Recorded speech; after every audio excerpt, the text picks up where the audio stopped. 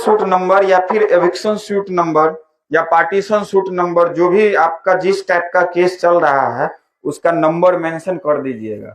और न्यायालय का नाम लिख दीजिएगा कि सिविल न्यायालय सिवान या फिर जिला न्यायालय सिवान या फिर उच्च न्यायालय पटना, वो नाम लिख दीजिएगा अभियुक्ति कॉलम में। तो इस प्रकार से आपका प्रपत्र 2 भर के रेडी हो जाएगा। अब कुछ लोगों को कंफ्यूजन होगा कि मेरे पास 50 प्लॉट है तो क्या एक ही फॉर्म में आएगा? नहीं आएगा। तो आपको प्रपत्र 2 फिर ज्यादा लेना पड़ेगा, जितना में आ जाए। 10 प्लॉट है तो 3-4 में आ जाएगा, एक पेज में लगभग 3 प्लॉट आ जाएगा, 3 प्लॉट का डिटेल। अगर किसी के पास 50 प्लॉट है तो इसको जो है उस हिसाब से 12-13 पेज जो है फोटो स्टेट करा के अपना भर लीजिएगा। तो ये प्रपत्र 2 यानी जमीन का सारा डिटेल जो है ये आपका क्लियर हो गया और भरा गया।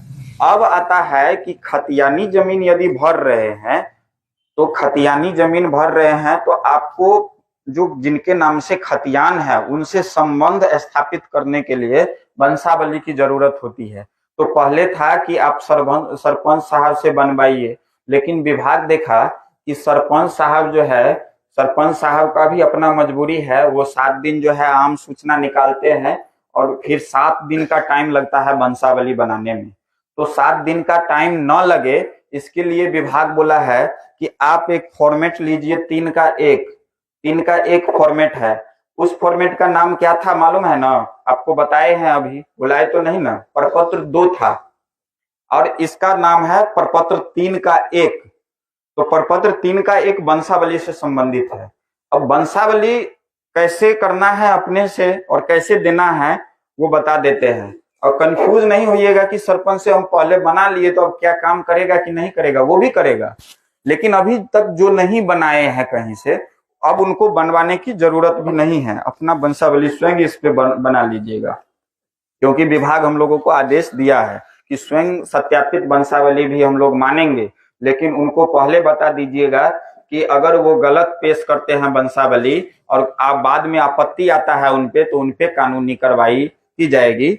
नियम की धारा नंबर 5। अब जो है वंशावली कैसे भरना है ये बता देते हैं पूरा विस्तृत तरीका से, जैसे हम प्रपत्र 2 भरना बताए। सबसे पहले है अंचल, तो अंचल गुड़िया कोठी भरिएगा। इसके बाद आता है उपरोक्त विषय के संबंध में सूचित करते हुए कहना है कि मैं या हम लोग, यदि प्रपत्र 2 3-4 आदमी मिल करके भर रहे हैं तो हम लोग पे टिक कर दीजिएगा।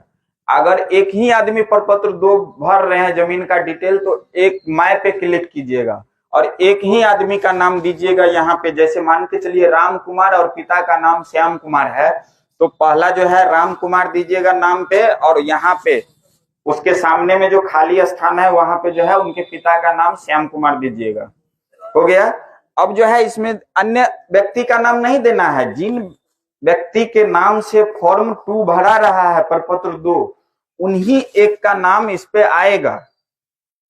अब जो है आगे बढ़ जाना है। आगे जो है निवासी है, ग्राम है, पुलिस थाना, अंचल, जिला, जाति, ये आपको मालूम होगा, ये भर दीजिएगा आसानी से।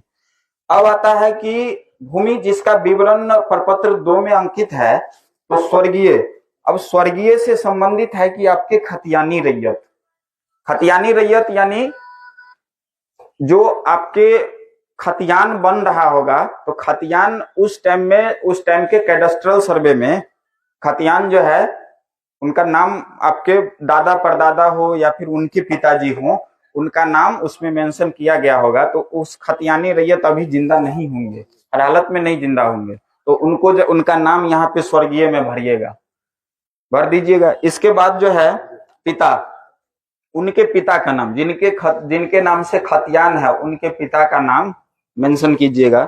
इसके बाद आता है ग्राम भरिएगा। इसके बाद राजस्व ग्राम भी भरिएगा। देखिए ग्राम और राजस्व ग्राम कभी कभी एक ही होता है और कभी कभी अलग अलग भी होता है, कि कोई एक गांव बन गया लेकिन वो जो है किसी अन्य गांव में ही उसका नक्शा बना है, तो वो राजस्व ग्राम किसी और में आएगा, लेकिन गांव अगर बोले तो गांव अलग होगा। तो गांव अलग है, राजस्व ग्राम अलग है, तो अलग अलग भरिएगा। दोनों यदि एक ही है तो एक ही भरिएगा। हमको लगता है कि हरिहरपुर कला पंचायत में